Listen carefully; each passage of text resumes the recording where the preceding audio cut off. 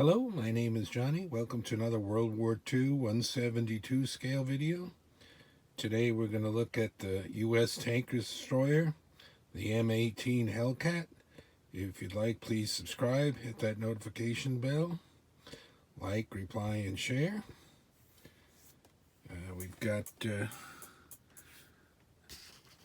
some nice ones here. These two, I believe, are Hobby Master pre-made. We're going to take a look at each one and talk about a little bit about the vehicle. And these are heavy cast metal models. Wasn't too much to put together on them, but paint and decal. And in this one I put a crew. The M18 was first used in Italy in, I believe, May 1944. And then was used in, of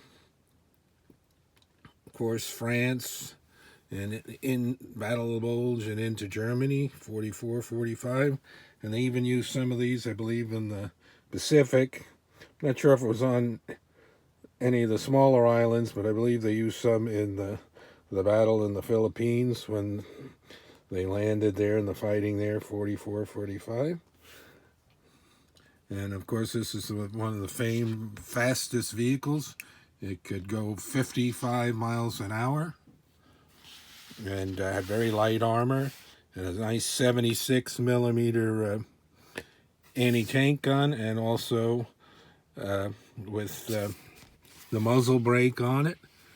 So much so that it was a little bit of concern when they first made these to the troops, that to familiarize them, because they could be mistaken a little bit for German Panthers or Mark IVs with the muzzle brake and a long gun on it.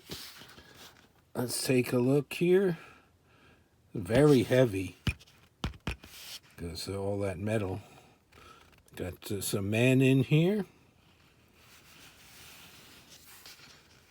Some markings and just some basic weathering. Got some kit on the side there, some gear, some tools. Here's the back. And as you can see here, this was made like this, flat, and of course in real life it would open up down into, so I had to cut, kind of make a base for the floor so it wasn't obvious that these figures were cut to fit in there. So we've got a commander, a loader, and a gunner. The best I could do with some of the figures I had. He's holding like a shell, and you can see a couple of shells here. And then he's on the 50 caliber there. This is the same brand. I don't remember the exact name of the brand, but it's one of the Britain, UK ones that you get. There's not that many parts, just a few things you got to put together. And instead of doing a crew, then sometimes they'd put covers on for weather and stuff, so I have it like a tarpaulin. That way I don't have to worry about there not being a crew in there. And you can see the turret turns easily. Have slightly different markings on it, just less stars than this one. And then let's look at this one. Like I said, these are pre-made Hobby Master. And I believe with this markings that this might be a later one. I don't know if which that was supposed to be. Can't make out because I think they used these post-war, but I liked it, so I got it. And that doesn't matter that much if you're going to use these on a war game and so forth. I would say, oh, that's going to be French, but those colors almost look Italian. So I'm not sure what the markings are on this one. I'd have to look up and see. They made, for Hobby Master, they always made a lot of variations. So, and this one, so you can see it's a different color, green. It's a lighter color than this one. And then this one's got some crew duffel bag, or whatever you want to call it, on there. And the regular American stars on there. And ready. And it's got the machine gun. You can see down into the gun. Of course, they didn't include that on here. I just have a break so you see how far it went back and how it had to be on either side. And you kind of see that right down in there. There's one of the seats.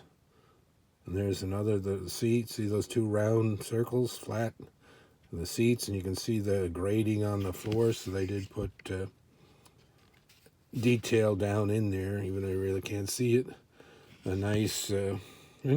So these were cool. These remind me of like the Chafee and then the Pershing type of wheels compared to the way the basic Shermans were.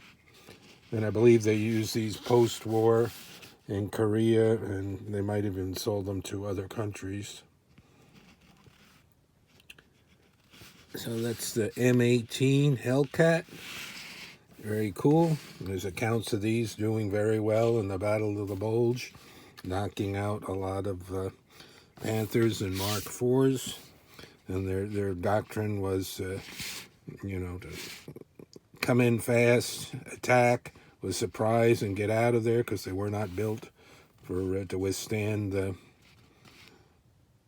any shells hitting it. I think it barely had like 2 inches of armor on it, where the front of a Mark IV had 80 millimeters, or about a little over 3 something inches, and the Tiger 1 was what, 100 millimeters, and that's what closer to 4 or 5 front. This was very thin, but that's, like I said, could go very fast. So a neat looking vehicle. Always liked it. I think I've seen some pictures where they didn't have the muzzle brake on it. I have a series of cool books by Concord is the brand name, Armor, and they show a lot of American vehicles. I might go through one of those one of these days, and I think one of them features the tank destroyers. Until next time, more World War II 1/72 scale. Thanks for watching, everyone.